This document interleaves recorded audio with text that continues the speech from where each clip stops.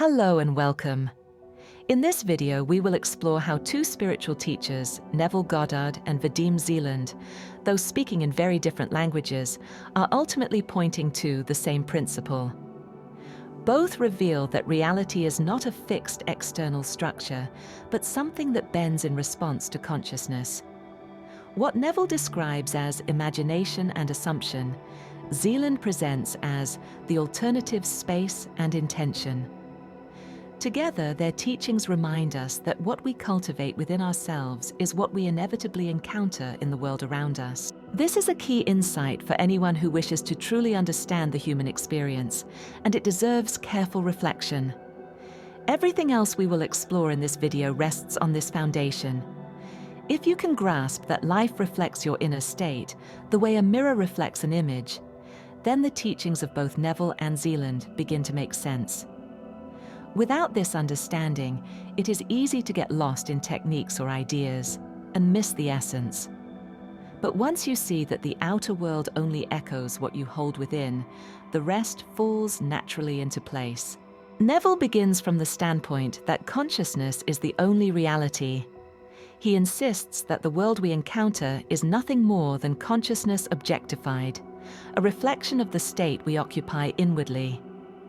For him, imagination is not just a faculty for daydreaming, but the very power by which the universe comes into being. When we assume a state and feel it to be real, we impress it upon the subconscious, which then externalizes it in our world. Neville stresses again and again that there is no separation between you and the divine. God, in his teaching, is your own wonderful human imagination. Now, this does not mean imagination in the casual sense of fantasy, idle thought, or make-believe. He is pointing to imagination as the very creative power that sustains existence. For him, imagination is not something personal and limited, but the living essence of consciousness itself. It is the same force that brings the universe into being, the same word or logos described in Scripture as the creative principle of God. When he identifies God with imagination, he is reminding us that the divine is not separate from us, but is expressed through the faculty by which we form images, hold assumptions, and feel them into being. To understand imagination this way is to see it not as a reduction of God, but as a recognition that the creative core of the universe is already present within us and active through the states we occupy. Once this is understood, Neville's practical instruction becomes clear. To change life, you do not fight circumstances or wait for events to unfold. You enter a new state of consciousness and dwell in it until it hardens into fact. This act of living inwardly from the end, of assuming the reality of the desired state, is how you align yourself with the creative power that shapes all things. Life reflects what is impressed upon consciousness, and by learning to govern that inner process deliberately, you discover the same creative principle that religions have spoken of for centuries, now revealed as imagination at work within you.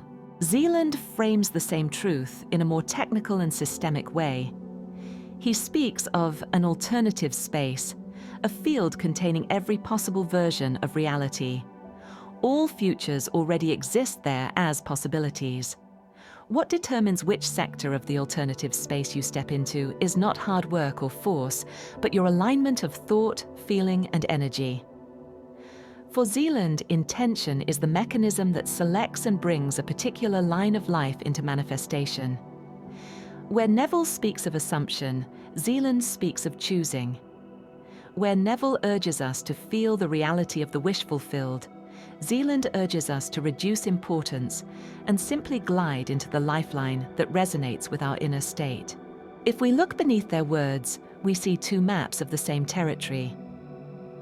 Neville's language is biblical, symbolic, and rooted in the psychology of imagination. Zeeland's is scientific in tone, almost like physics applied to metaphysics. But both tell us that reality mirrors back what we entertain inside. Both tell us that struggle, effort, and resistance only reinforce the problem. And both point us to the quiet, often overlooked art of inward alignment. One of Neville's core ideas is that feeling is the secret. The world is not changed by thoughts alone, but by the felt reality of the assumption you hold. If you want to see something new appear in life, you must not just think of it, but think from it. That is, you must occupy it inwardly as if it were already here, feeling its truth until it takes on solidity. The subconscious accepts what is impressed upon it by feeling, and the outer world obediently reflects it back. This is also what Zeeland describes when he explains that every possibility already exists within the alternative space. Nothing needs to be created from scratch. All that is required is resonance with the version of reality you prefer. Just as Neville emphasizes the necessity of assuming and feeling from the end, Zeeland teaches that when you align your energy with a particular lifeline, you are naturally carried into it. In both views, the world is not responding to scattered thoughts or wishes, but to the quality and consistency of your inner state. What you repeatedly occupy inwardly, whether through assumption or through alignment, determines which branch of reality solidifies before your eyes. Zeeland furthermore describes this in terms of balance and energy. He warns against excess potential, which arises whenever you charge something with too much importance. When you desperately want or fear something, you create imbalances that attract corrective forces, leading to the opposite of what you hoped for. The way to shift into the reality you prefer is not by straining, but by reducing inner importance, letting go of struggle, and calmly setting your intention. Then outer intention, an impersonal force that exists in the alternative space, brings the desired scenario into being. Where Neville says feeling impresses the subconscious, Zeeland says intention draws you into the lifeline that matches your inner state. The role of imagination is central to Neville's work. He does not treat imagination as a lesser faculty, but as the Christ within, the true creative power of the universe. Every story in Scripture, he claims, is a symbolic drama describing psychological states and the creative use of imagination. To pray, in his sense, is not to beg, but to assume the wish fulfilled and persist in that assumption. Prayer is successful when you inwardly accept the state as real, even if reason and the senses deny it. This last part is crucial because it asks for a persistence of inner conviction even when outer reality seems unchanged. Neville calls this faith, the willingness to remain loyal to the unseen reality until it solidifies. It is not about straining with effort, but about holding steady in the assumption, refusing to be swayed by appearances. In practice, this requires the quiet strength to let the inner state dominate perception, trusting that the mirror of life must eventually reflect it back. Zeeland speaks of coordination, the steady choice to return again and again to the desired lifeline, even when appearances tempt you to react otherwise. Both stress that fleeting efforts are not enough. Reality reflects the state you consistently occupy. The key is constancy, not force. This, in turn, means that the principle must be taken beyond theory. It is not enough to agree intellectually that mind comes first and that reality is a reflection. It has to become a lived understanding, something you measure every experience against. Only when this truth is integrated into daily life, when you genuinely see the outer world as a mirror of your inner state, does persistence in assumption become natural. Then faith is no longer blind belief, but the steady recognition that consciousness is cause and the world its effect. Zeeland, although using different terms, also emphasizes the imagery we hold inside. He speaks of slides, which are mental pictures or inner movies we project onto reality. Negative slides distort the world and keep us trapped in lifelines we dislike, while positive slides expand the comfort zone and guide us toward desired outcomes. Visualization, for him, is not just fanciful daydreaming, but a way of adjusting the coordinates of your movement through the alternative space. In both systems, inner imagery precedes outer fact. Both Neville and Zeeland highlight the importance of reducing struggle. Neville famously says that there is no one to change but self. Life is not transformed by pushing against external circumstances, but by altering the inner concept of self. When that self-concept shifts, the outer world naturally rearranges to match it. Zeeland echoes this when he advises us to stop battling pendulums, his term for collective thought structures that feed on our emotional energy. The more you fight them, the stronger they become. The way out is not resistance, but disengagement. To step aside, refuse the game, and redirect attention to the lifeline that aligns with your desired state. Once again, the message is clear. Do not wrestle with the mirror. Change the image you are projecting, and the reflection will follow. Neville often spoke of living in the end. Instead of focusing on the process or worrying about how something will come about, you do what we talked about in the beginning. You move inwardly to the state of the wish fulfilled and remain there. Living in the end is the act of claiming the result now and trusting that the means will arrange themselves. Zeeland's equivalent is going with the flow of the alternative space. You do not obsess over each step, but allow the flow to carry you, guided by signs and the quiet voice of the heart. You set your intention, reduce importance, and let outer intention deliver the result in ways the rational mind could never plan. In practical terms, Neville encourages practices like revision, where you revisit past events in imagination and rewrite them as you wish they had gone, impressing the subconscious with the new version until it becomes the fact of experience. Zeeland offers practices like frailing, where you align your intention in relationships by focusing not on getting from others, but on supporting their goals, thereby harmonizing energy and allowing mutual benefit. Though the methods differ, both move us away from reactive living and toward deliberate inner work that shapes outer life.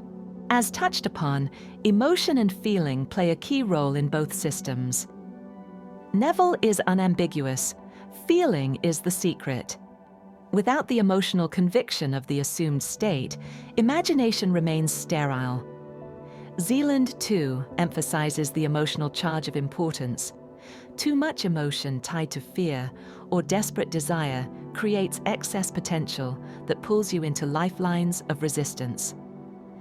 Balanced, calm, yet sincere feeling aligns you with the reality you prefer. Both teachings reveal that it is not cold thought that changes life, but the energy with which thought is invested. To begin changing your emotional state, you must first become aware of it. Both Neville and Zeeland emphasize that your current state is not fixed. It can be shifted deliberately. Start by noticing where your attention is going and how your body feels. If you are tense, anxious, or reactive, you are likely entangled in lifelines or assumptions that do not serve you. The first step is to pause, breathe, and reclaim the position of the observer. You may need to train yourself to do so. Instead of getting swept away by your knee-jerk reactions, going unconscious, and starting to act habitually, you step back and realign. Neville draws a distinction between thought and feeling. Thought alone does not create. It is the emotional charge behind it, the felt reality, that impresses the subconscious. To cultivate the feeling of the wish fulfilled, he suggests entering a meditative, drowsy state and imagining a simple scene that would be true if your desire were already realized. The key is not to visualize vividly, but to feel the reality of the scene. Let it become natural. Let it become yours. Zeeland approaches the topic through energy. He distinguishes between excessive emotional charge, such as craving, fear, or resentment, and a calm inner confidence. Emotion in his system often indicates inner importance, which creates imbalance and resistance. He advises reducing importance, not by suppressing emotion, but by stepping back from it and restoring balance. Instead of charging a goal with desperation, you move toward it with lightness and trust. Emotion and feeling are related but distinct. Emotion is reactive, fast, and often unconscious. like a wave that sweeps through the body. Feeling, in the way Neville uses the word, is quieter, more stable, and intentional. It is the inner tone you carry, the state you choose to dwell in. You can feel successful without emotional fireworks. You can feel loved without needing a surge of passion. This feeling tone is what determines what the mirror of life reflects back, and persistence in a particular feeling will also begin to reshape your dominant emotions. To cultivate the feeling of the wish fulfilled, combine Neville's inner assumption with Zeeland's energetic lightness. Assume the end with calm certainty. Let it be real to you inwardly, but don't cling to it. Align, then let go. Enter the feeling, dwell in it gently, and allow life to adjust accordingly. This is not about force, but about frequency. It's not about making something happen, but about becoming the version of you to whom it already has. One thing that's important to emphasize is that this is not about avoiding action. On the contrary, both Neville and Zeeland point to the importance of aligned action, action that arises naturally from the inner state you have assumed or aligned with. While it is theoretically possible to change your reality through imagination or intention alone, in practice, most people cannot sustain a new state without some form of physical movement. And why wouldn't you want to take action when the actions you take feel meaningful and in alignment with your visions for who you are and how you want your life to be? Often, it is action itself that helps stabilize the inner shift. The quality of your action, its tone, its rhythm, its intention, reflects the state you are in. When action flows from fear, urgency, or lack, it reinforces misalignment. But when it flows from calm confidence and inner knowing, it becomes a natural extension of the state you wish to live in. You are not taking action to get the result. You are acting as if the result is already yours. This is why small, deliberate steps that match your desired reality can be so powerful. They anchor the feeling. They help bridge the gap between the inner and the outer. It's not about doing more, but about doing from the right place. Where Neville describes God as your own wonderful human imagination, Zeeland presents the creative force in more abstract terms. He frames it as outer intention, a kind of impersonal, universal intelligence that governs how alternatives move into physical reality. Yet even here, the ideas converge. Zeeland does acknowledge the existence of God, but insists that this power is not the anthropomorphic figure most people envision. Instead, what people often call God is, in his view, a mental construct, an attempt to reduce the infinite creative force to something the mind can grasp. Both Neville and Zeeland speak of a greater intelligence that responds when inner alignment is reached. For Neville, this greater power is the subconscious, which externalizes the assumption you persist in. For Zeeland, it is outer intention, the creative flow of the universe that brings about the lifeline you have chosen. In both cases, your role is not to force or control the outcome, but to align inwardly and allow the greater force to handle the details. At their core, both teachings return us to choice. Neville says you can at any moment assume a new state and thereby reshape your destiny. Zeeland says you can at any moment choose a different lifeline in the alternative space. Both insist that freedom lies not in changing the external world by force, but in recognizing the inner freedom to choose a new alignment. Circumstances, no matter how fixed they seem, are secondary to this inner act. We might say that Neville provides the psychological map, while Zeeland offers the metaphysical physics.